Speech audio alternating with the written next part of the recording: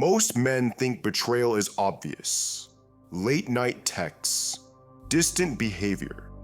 But the real danger, it's when she cheats with someone you know and makes you feel crazy for suspecting it. She won't act guilty. She won't admit a thing. Instead, she'll use specific phrases, subtle, calculated, and if you're not listening closely, you'll miss them. But after this video, you won't. Phrase 1. You're being paranoid. It starts small. A missed text. A strange smile when she checks her phone. A name that keeps showing up in casual conversation. You bring it up, not with anger, but with curiosity. And she doesn't explain. She doesn't clarify. She flips it back on you. You're being paranoid. Not, I understand why you feel that way. Not, let me help you understand. Just one phrase designed to make you doubt the one thing that could save you. Your perception. This isn't protection. This is manipulation. It's the psychological equivalent of fogging the mirror while you're trying to see clearly. And when the man she's getting close to is someone you know, a friend, a coworker, a familiar face, she knows she can't afford suspicion, so she turns your clarity into confusion. But here's the Stoic truth. Seneca warned us that emotion clouds judgment, but so does deceit. Your mind, trained in reason, was built to notice patterns. You're not paranoid. You're perceiving. A Stoic doesn't chase accusations. He doesn't explode. He observes. He remains unmoved by denial and steady in awareness. When she tells you you're being paranoid, remember, if it walks like a red flag, talks like a red flag, you don't need to argue. You only need to see. Phrase 2. He's like a brother to me. This line is poison, wrapped in innocence. It sounds harmless, even sweet, but behind it, a strategy. No one explains a platonic relationship this hard unless they're trying to disarm suspicion before it even begins. He's like a brother to me is a preloaded defense. It's not meant to reassure you. It's meant to shut you down. And think about it. Why the need to declare it so forcefully? Why the performance? Because deep down, there is something to hide. Not necessarily physical, not yet, but emotional, energetic, real enough to cause guilt, real enough to be disguised. Maybe it's the way she lights up when he enters the room, the private jokes they share, the messages she doesn't show you. She tells you it's all nothing, but your gut, the part of you that's been quietly watching, knows better. Here's the Stoic pivot. Marcus Aurelius once said, "Never value anything as profitable that compels you to break your word or to lose your self-respect." If her loyalty requires scripts, rehearsed lines, she's already drifting from virtue. And your role isn't to chase her into confession, it's to stay rooted in clarity. A Stoic doesn't react. He registers. He notes the signs, the shifts. He trusts reality over performance. And when someone hides the truth behind sweet words, he doesn't cling harder. He lets go cleaner. Phrase 3. You're just insecure. This one cuts deeper than it seems. It's not just a deflection. It's an attack on your identity. You voice a concern. you notice a shift. And instead of addressing it, she brands you as weak. You're just insecure. Not because you accused her, not because you disrespected her, but because you noticed. And that is a threat to her comfort. It's the emotional version of setting off an alarm, and then blaming the smoke detector for being too sensitive. The message is clear. You're the problem, not the late night texts, not the hidden connections, not the way she smiles at him like she used to smile at you. If she can convince you that your awareness is a flaw, she can continue without interruption. And if the man in question is a friend, a colleague, someone in your circle, the damage is doubled, because now you're not just questioning her, you're questioning yourself, your judgment, your worth. And that is the most dangerous kind of betrayal. But here's where Stoicism holds the line. Epictetus said, "No man is free who is not master of himself." You don't need her validation. You don't need her permission to feel what's real. What you need is discipline. To sit with discomfort without rushing to erase it. To stay grounded while the storm is engineered around you. Because in the end, her words are meant to confuse, but your clarity? That's your weapon. Phrase 4. Don't make this weird. You notice it. The lingering eye contact, the private laughter, the closeness that wasn't there before. And when you question it, even lightly, she hits you with this, "Don't make this weird." It's a trap disguised as a joke, a way to flip the script so fast, you don't even know it happened. Suddenly, you're the one ruining the moment. You're the one creating tension, when all she's doing is being friendly. But friendliness has boundaries. And when those lines blur with someone in your circle, your discomfort isn't a mistake. It's information. "Don't make this weird" is her shield, not because she's innocent, but because she doesn't want you to look closer.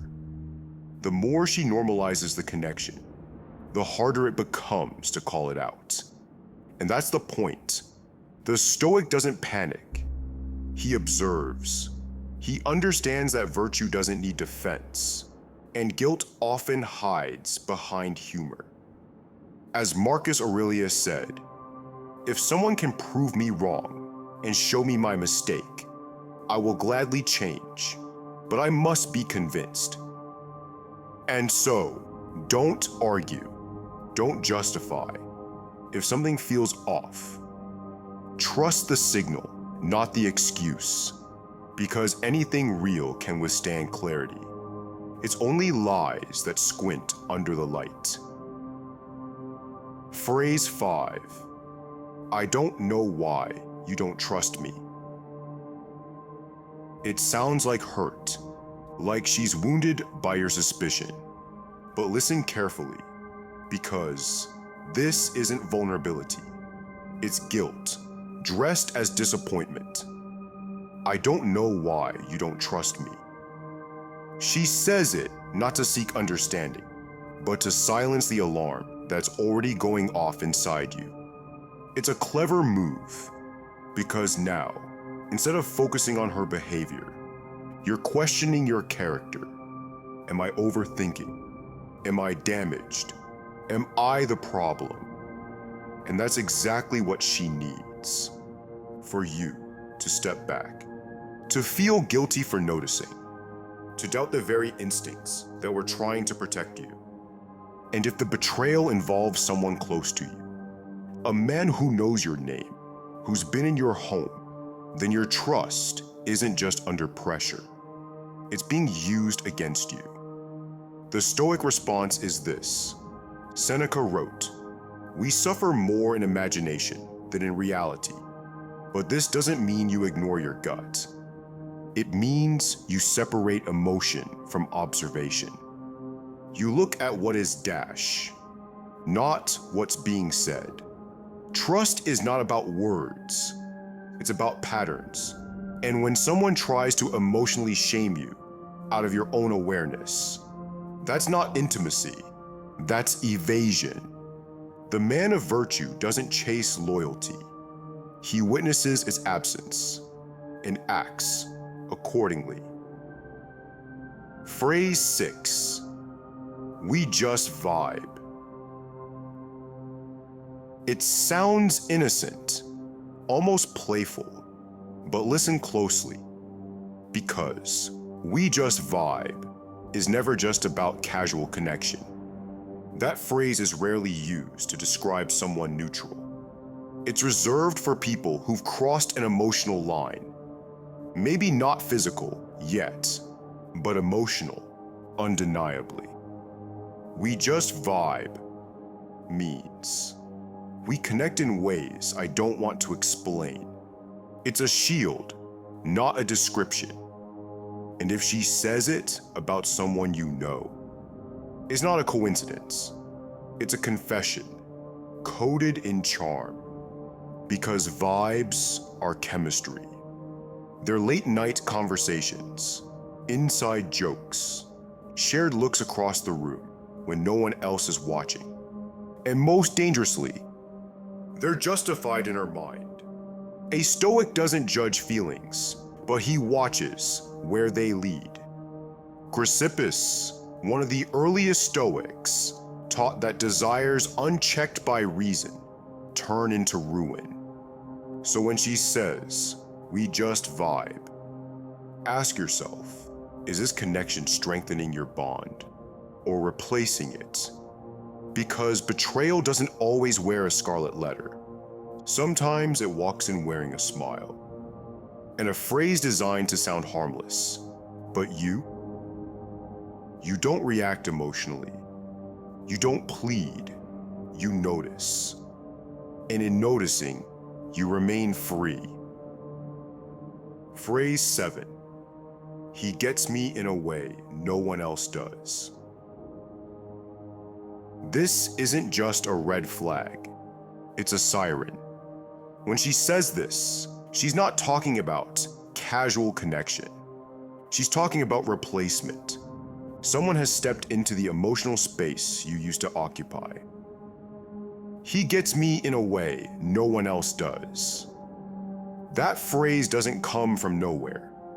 It comes from late-night conversations, shared frustrations, unspoken comparisons. And here's the quiet part most men miss. She's not just praising him, she's revealing her drift. If the man she's talking about is someone you know, someone who's been around, someone you've never seen as a threat, that makes it worse. Because now the betrayal doesn't just cut deep, it cuts wide. You trusted her. You trusted him. And now they trust each other in your absence. A Stoic doesn't cling to false peace. He sees what is, and he accepts what must be faced. Marcus Aurelius reminds us, if it is not right, do not do it. If it is not true, do not say it. When someone builds a private world outside your awareness, filled with emotional intimacy you're not part of, they've already left, even if their body remains beside you. The Stoic doesn't beg to be understood. He honors the truth, and he walks in alignment with it. Phrase 8. It's not what it looks like. This phrase never arrives unprovoked. It's only said when something does look suspicious. Maybe she was alone with him. Maybe you saw a message that shouldn't have been there. Or maybe someone told you something that made your chest tighten. And then, before you even ask, she says it. It's not what it looks like. Understand what that means. It means what you saw can't be unseen. So now, she has to rewrite the story. Fast. She's not offering facts. She's offering damage control. And the worst part? The more familiar the man is. A coworker, a friend, a mutual connection. The easier it is to blur the lines. Because the moment you try to call it out, she'll flood you with confusion. Half-truths, vague timelines, just enough words to make you doubt your eyes. But the Stoic doesn't chase certainty where chaos reigns. He anchors to what he knows. As Epictetus taught, first say to yourself what you would be, and then do what you have to do. When the words and the reality don't match, you don't argue, you observe. Because it's not what it looks like is almost always exactly what it looks like. Only polished, only delayed. Phrase 9. Why don't you trust my friends? On the surface, it sounds fair. Why shouldn't you trust her friends? But listen closely. This phrase is rarely about the group. It's about one person she's trying to protect by hiding him in the crowd. Why don't you trust my friends? It's a diversion. You raise concern about a specific man, and suddenly, the conversation becomes about all of them. It's like trying to spot a snake in tall grass. And she keeps waving her hands at the whole field, saying, "There's nothing to worry about. It's just grass." But you saw movement. You felt the shift. And you know what you felt wasn't just in your head. Picture it. You're at a party. Everyone's laughing, drinking, relaxed. And then you see them. A moment between her and him. Too familiar. Too easy. A glance that lingers one beat too long. You ask about it later, calmly. And she fires back. "Why don't you trust my friends?" Suddenly, you're the one spoiling the night. You're the one with the issue. But deep down, you know, this isn't about friends.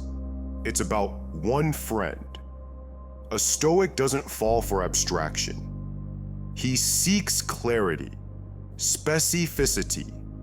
As Chrysippus taught, the wise man examines each impression to see if it aligns with reason. So if your concern was never about her friends, don't be baited into defending your doubt. Stay with the original feeling. Stay with the pattern. Because often, the truth isn't found in the group. It's hiding in plain sight. Behind a name she won't say too loudly. Phrase 10. You never listen to me. This sounds like frustration, like a woman who's trying to be heard. But in the context of betrayal, it's something else entirely. It's not about miscommunication. It's about justification. You never listen to me becomes the moral permission slip. The story she tells herself to excuse the shift in her loyalty. Because here's the truth. Before betrayal happens on the outside, it gets rationalized on the inside.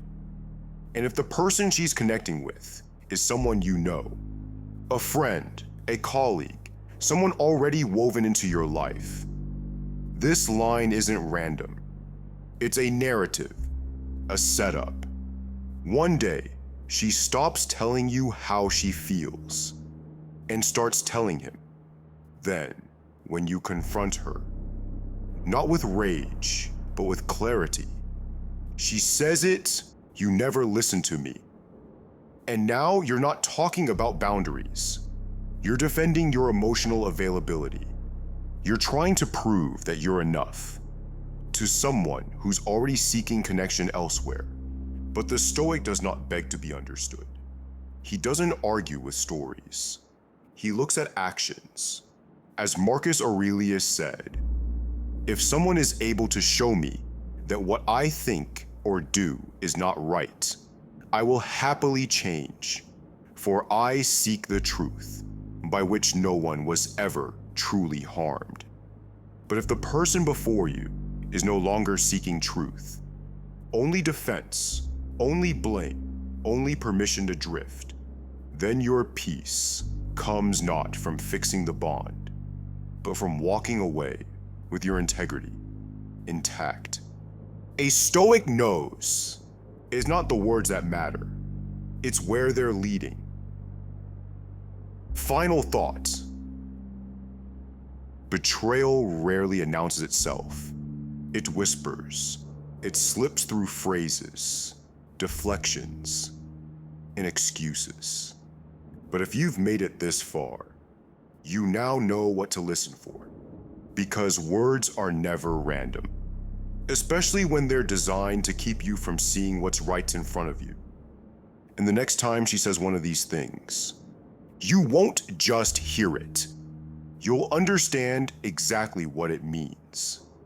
If you like this video, hit the like button, share it with your friends, and subscribe for more Stoic strategies.